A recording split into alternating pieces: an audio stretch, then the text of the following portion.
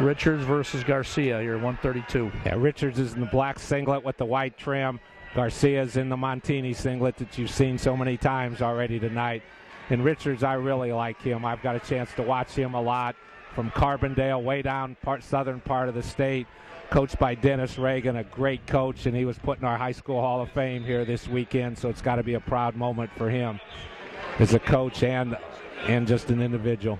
Well, he's had quite an impressive career, and he's looking to top it off here with a state championship. And Chris Garcia, quite frankly, is looking to make a name for himself here as a sophomore. And you mentioned Richard's going to go to the U of I. U of I's on a high part of their season right now. Boy, they're down for tomorrow. They're going to wrestle in the finals of the national duels. There's 4 teams left in it, and they won their regional to get to go down there. And I believe they draw Oklahoma State in the semis tomorrow. Right. I talked with Coach Heffernan yesterday, and he mentioned to me he's having a whole lot of fun this year, and he said it's a lot more fun winning than it is losing. Richards in on a shot, and he gets his 2 to lead 2-0, and yeah, Richards will do nothing but help them. So I'm always been a big fan of those college wrestling here, not only for Illinois and Northwestern. Both of them are quality programs, and I'm one of those ones I'd like to see more and more of our quality kids stay in the state to wrestle for him.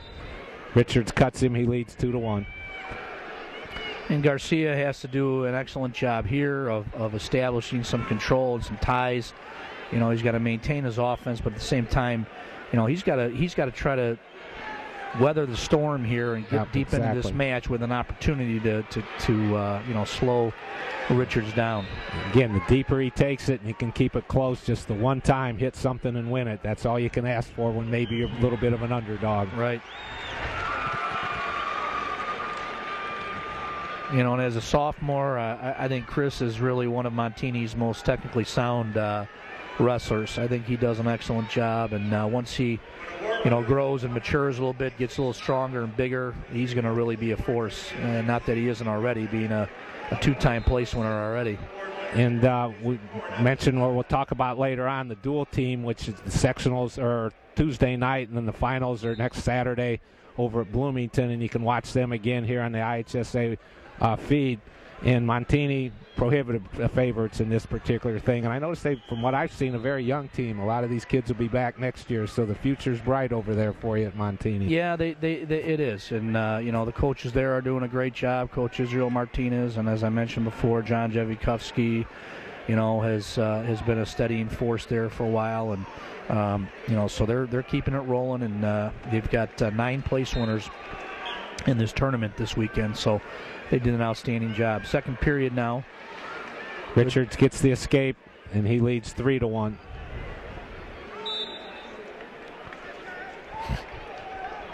And again, Garcia's done exactly like you said, trying to slow it down, stay as close as possible. Now they do warn him for stalling. Well, he slowed it down a little too much there.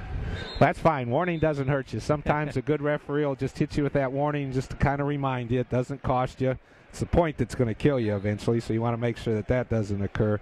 But watching Richard's stance, I just don't see anything yet that he's opened up to give Garcia any chance at all to score. Well, Garcia, he's done a good job Richard's done a good job of forcing him to the edge, and he's having a tough time getting his offense going. And that's, sometimes the difference between a younger kid and a veteran like Richards. And as I mentioned before, being a Fargo junior national champion and the resume that he has, I mean, he's been there before, and he's been in a lot of tough matches. I believe Richards lost the Missouri boy. Was that down in the Granite City Invitational? I believe it was. Well, that's a quality invitation. We had a chance through Mattman to go down there and cover it a couple years ago. And, boy, there's some great teams they bring in out of Missouri and so on. I know you guys go up to the Dvorak, and that's one of the top tournaments as far as getting top schools and so on. Maybe give us a little background on the Dvorak tournament. Well, the Dvorak is, especially in Northern Illinois, I mean, the teams that are, the best teams have traditionally gone there, and it's shaped up to be a great, great tournament. It's moved a couple of times. Lombard East High School started the tournament many years ago, and was actually named the namesake. Alan Dvorak was a wrestler at East who died in a tragic motorcycle accident. and they moved it to Dundee, Crown, and now Harlem High School. And it's just a meat grinder of a tournament. And a lot of these matches here are that you'll see matchups that happen in the Dvorak. And nice thing is the 2A kids that are involved in it and the 3A kids, they wrestle and they get some bragging rights because that's the only time they're going to meet. Because they don't have the same state series. So it's a great opportunity, and really attracts the top teams, at least in the northern half of the state. Well, and that's what makes it nice. You talk about all the traveling you have to do sometimes. Boy, if you can get a great tournament and not have to travel too far. And I know Mick Torres runs it up there for them, and he treats us well through Illinois Mapman. We come up and cover it, and they do a great job. Their athletic director also takes good care of us and runs a quality tournament as far as the behind-the-scenes type of thing. Mm-hmm. There's another stalling call there. That's the killer right there. Richards is, control. And Garcia, I don't think he's necessarily stalling. I just don't think he can score. Yeah. I mean, Richards wrestles, I always call it the Iowa style. Just a perfect position coming at you, under control the whole time. And he'll lead 4-1. But again, if Garcia can get out here, get his point, he's within the takedown to win, or to tie it at least in the final 2 minutes. Again, Richards breaks him flat. Notice how he stays tight on the hips, trying to slide in the leg, and he's got it in.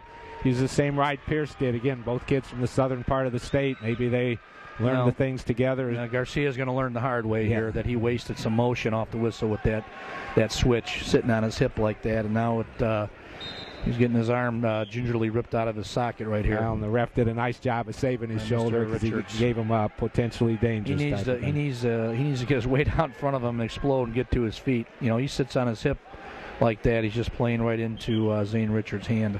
So we'll see. 4-1, minute 38 left. It's a little better position there. That's better. So again, hopefully Richard just has a great career at the University of Illinois. You mentioned Coach Heffernan. He's got that program going right now. I believe they're ranked in the top 6, and they beat Cornell to get to the Final Four in the national duels. And Cornell was one of the schools they talked about that have a chance maybe to win the national tournament. Mm-hmm. Yeah, that was a big win for them. And obviously he's done a great job. He's brought in some excellent assistants, and he's making a jump and wanted to change a few things around. And I think Mark Johnson, in his tenure down here, everyone knows Mark. Mark was, an excellent coach, and besides that, he was just, one of the nicest guys you'd ever meet. Great individual. And I think the tradition is going to carry on.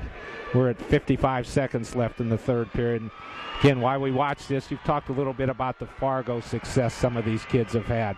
Illinois I won't use the word might, we'll use the word is, the most dominant state as far as success in the freestyle and Greco. And it's just through the state organization, so well run by our people. Great coaches get involved with it. The kids buy into it, and we've just been very successful both in the individual part and the team parts in the Greco and freestyle. Well, and that's where a lot of the success starts. A lot of these guys, you have to do that. If you want to be an elite wrestler, you want to get an edge, you want to get the jump on your competition. That's where it's all at. And you can trace the kids that are out there and those kind of kids that are doing those things. That are, they're doing an excellent job. And you look across the country, not just the state of Illinois, but, we go out to the Ironman and some of those tournaments out there. You see the results from the Beast of the East, and, you see those same names out at Fargo. It's no coincidence. So, again, Richards leads 4-1, 25 seconds left. And it looks like he's going to win his second consecutive state championship. We're inside 15 right now. And again, I'll mention it again, he's coached by Dennis Reagan, great individual coach working down there in southern Illinois, down in Carbondale. I believe his daughter wrestled for him and did some great things. I'm not sure she's still active on the freestyle scene or not, but just a great individual and a great win for the southern part of the state. Well, that was a great match, and, give Chris Garcia some credit, too. Hung in there. Zane Richards is obviously one of the big names in this tournament at any level, any class, 1, 2, or 3A, and he's certainly the cream of the crop, so congratulations. And Garcia took him to a 4-2 match. He was right in it at the end, just couldn't quite finish things. So, again, we'll take a minute or so here, give you a chance to watch the awards being passed out, and we'll come back with our 138-pound match in just a couple minutes.